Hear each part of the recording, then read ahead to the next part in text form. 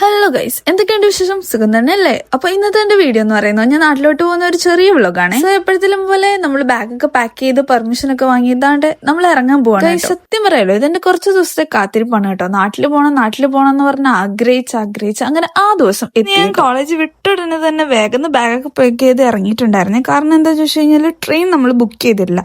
So general കമ്പാർട്ട്മെന്റിൽ കയറണമെങ്കിൽ തന്നെ നിങ്ങൾക്ക് അറിയാലോ, വേഗം തന്നെ സ്റ്റേഷനിൽ എത്തിച്ചേരണം. സോ ആ ഓട്ടത്തിന്റെ ഇടയ്ക്ക് ഇതാണ്ട് എനിക്ക് ഏറ്റവും ഇഷ്ടമുള്ള ഒരു സാധനം വഴിയരികെ കണ്ടപ്പോൾ പിന്നെ എനിക്ക് വാങ്ങിക്കാതിരിക്കാനും പറ്റിയില്ല.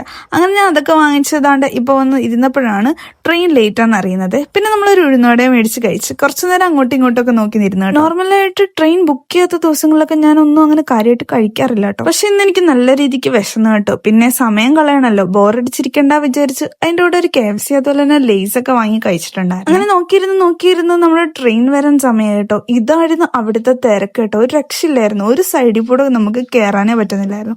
അങ്ങനെ എനിക്ക് 7:45 ട്രെയിനും മിസ്സായിട്ടുണ്ട്. കുറച്ചു നേരം ഇവിടെ നോക്കി കഴിഞ്ഞപ്പോൾ നമുക്ക് നെക്സ്റ്റ് ട്രെയിൻ കിട്ടിയിട്ടുണ്ടായിരുന്നു കേട്ടോ.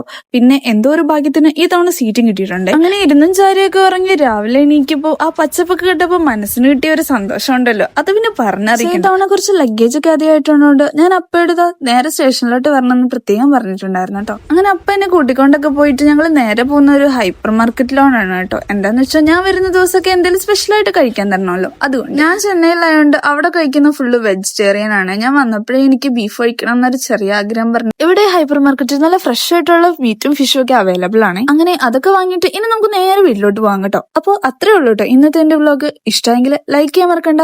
പിന്നെ എന്റെ ചാനൽ ആദ്യമായിട്ട് ആരെങ്കിലും കാണുന്നുണ്ടെങ്കിൽ സബ്സ്ക്രൈബ് ചെയ്യാനും മറക്കണ്ട കേട്ടോ.